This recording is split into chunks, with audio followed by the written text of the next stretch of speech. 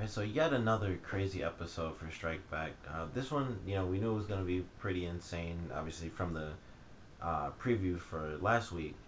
Mortars flying at the embassy. But this episode, I thought it was really, really well done because we got to see, we finally got to get, more of Locke's backstory. We didn't get, you know, a ton about him, but we did get, an emotional side of him, and we kind of got to see why he was so angry. When McKenna kind of threatened his son, it wasn't really because she could kill him. It was more so because he was already dead. And we got to see, how he died, and we got to see, Locke's emotional struggle, as he still deals with the death of his son because, obviously I have no experience with that, but something like that I would assume sticks with you for the rest of your life, and obviously it's stuck with Locke, regardless of any of the crazy missions he's gone on. It sticks with him, and it was really cool to see that just how it played out between Locke and McKenna. They're kind of back and forth between Locke being captured and then basically McKenna being captured towards the end of the episode, and it was unfortunate that she was killed, and it seemed like we'd get a pretty big revelation as to who did kill Locke's son, but we didn't get that in this episode. But I do believe we'll have that. I think we were just teased in this episode, and I'm really hoping that even if it's not this season, if he even ends up surviving, because of course they seem to kill off every leader they get. But if he does survive into the second or into the next season, maybe it'll come into play, then, and whoever happens to be the main villain, for next season will also happen to be the person who killed Locke's son, and it'll just be cool to see, when and how that does eventually play out. But I really loved how they had this sort of, back and forth dynamic of, Locke was losing in the beginning because of course he was captured in the end of last episode, and then he gets saved by everyone, and then towards the end of the episode McKenna pretty much gets captured, or she kind of lets herself get captured, but she's killed off by Kamali. And the scene when he kills her, it was really interesting to see because of course he shot her and he said, I did it because she was going to shoot you, and then Locke finds the gun on her, of course. But just even though he did technically save him, I still feel like it's hard to tell, where Kumali really stands as far as being a good guy or being a bad guy. But we do get to see in this episode, after everything's pretty much settled down, he does pretty much, bring up the fact that, he didn't know anything about this plan. And obviously it's a really huge plan where they're attacking the embassy and getting all this information off of the NATO hard drive. And so he's really curious as to why he didn't already know all this information because it's such a big thing. So maybe he's already been figured out, or maybe they just have their difficulties trusting them. Al-Zahari does. So it'll be interesting to see where that goes as well, because now that he's flat out said it himself, he kind of has to choose a side, and he probably already has. But like I said, pretty much every episode he seems to do something to me that just makes him seem like a bad guy. And when he let Rachel die, that was really far to the side of being a bad person. So it's hard to tell where he is for me. I mean, obviously if you have any ideas, put them below, but I'm just still on the fence about that guy. It seems like every episode he does something nice, but then he does something and it just, even if it's nice, it just seems suspicious just because of the way he did it. So who knows where things are going with that. And then in the preview, he was obviously killing someone else too, and that obviously, for all the good guys, I guess, is sort of put him more on their side because he was doing something that kind of endangered him. So we'll have to see how that plays out next week. Another portion of the episode, a little small bit, of course, Stonebridge still being affected by whatever the chemical was in the warhead. He makes the shot and he actually does save Locke, but, Locke brings it up. Of course, he talks to him, and Stonebridge kind of just, plays it down. And once, whatever he has is finally, said to him, we'll really get to see how things play out. But obviously, Locke knows there's something up. He talked to the doctor himself. So once things come back, there's not much he can really do to hide it. And if he does, it'll only be for maybe an episode or two because they'll be doing a mission, and then once somebody has the time, whether it's you know Locke or Scott, someone will figure out what's really wrong with Stonebridge, and you know we'll have to see how he really deals with it, and if he can even get help, which I'm sure he'll be able to, because they would just have him not be able to go into battle. But we'll have to see how that really works out, and we also have to see whether or not Scott and Stonebridge actually stay with MI20, because we actually got to see Scott really take a step with the diamonds, and he had them appraised, and there were 250,000 apiece, and I'm not sure how many they had. I don't remember, but it was a bag, so they have quite a few. I believe it totals. It'll be close to a million, if not more than a million. But they have a lot, and they have a lot. Splitting it up, they'd still have a lot of money. So it'll be interesting to see how they really play that out, and if they'll even be able to, because of course it's illegal for them to sell the diamonds themselves. But it's their only way out. You know, that's not in a body bag, unfortunately. So I'm curious to see how things really take off with that now that they've actually gone, or at least Scott's gone beyond just saying, it's time for us to get out, should we get out and this and that. He finally took that first step, and I'm sure, in next week's episode, he'll mention to Stonebridge, the diamonds are worth this much.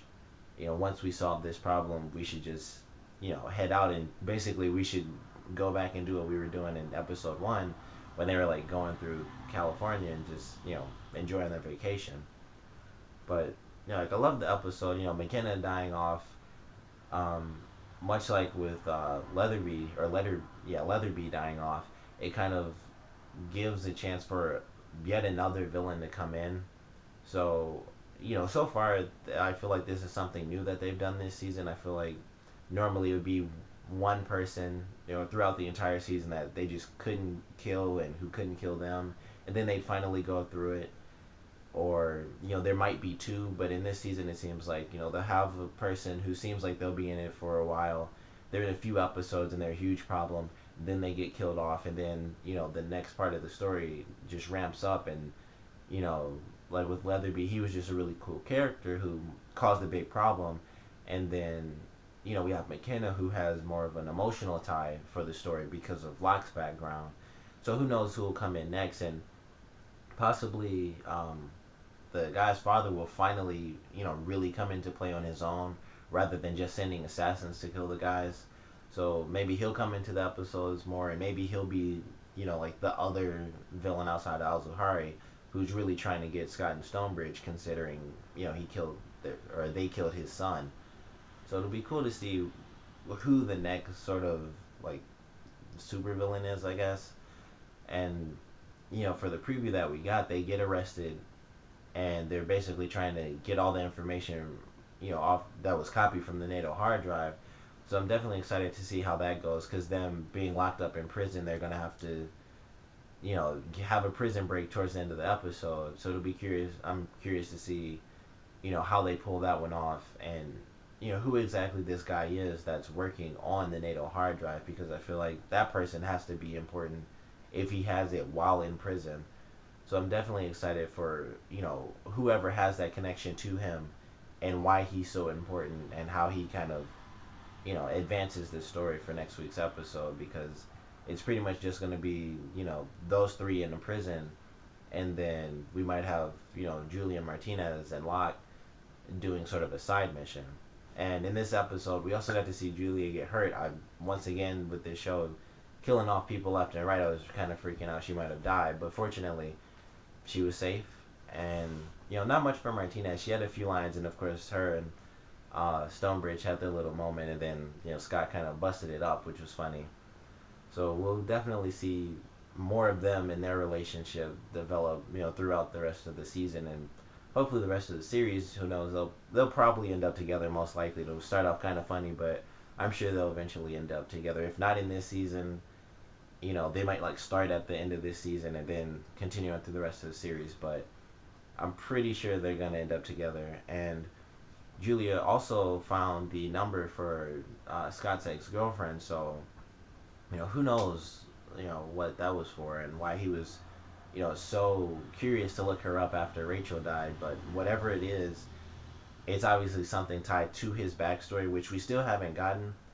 So hopefully, it'll give us more of a hint as to why he's so secretive and who this person is, who apparently lives in Detroit. So yay for that little shout out, because that's all we ever really get. But I'm definitely excited to see who she is, whether or not she's a civilian, or if she was working with him before, or if she just had whatever role she played in his life. Was it just the civilian life, like she was an ex-girlfriend, or is she a part of his mysterious backstory that we barely ever hear about and don't really get any details on? So obviously I'm excited for that, and like I mentioned, everything that happened in this episode and just where it could possibly go. And whoever took the device from, like, the bald guy at the end of the episode, that guy, he could just be a random handler, but I would assume he's important. So who knows where that's going to go to. I mean, obviously he delivered the package to the guy in prison already, so he could have, like I said, could have just been like a delivery guy. But if he's important, it'll be interesting to see if he's the next villain, maybe sort of the hands-on type of character, pretty much like everyone else is in this show.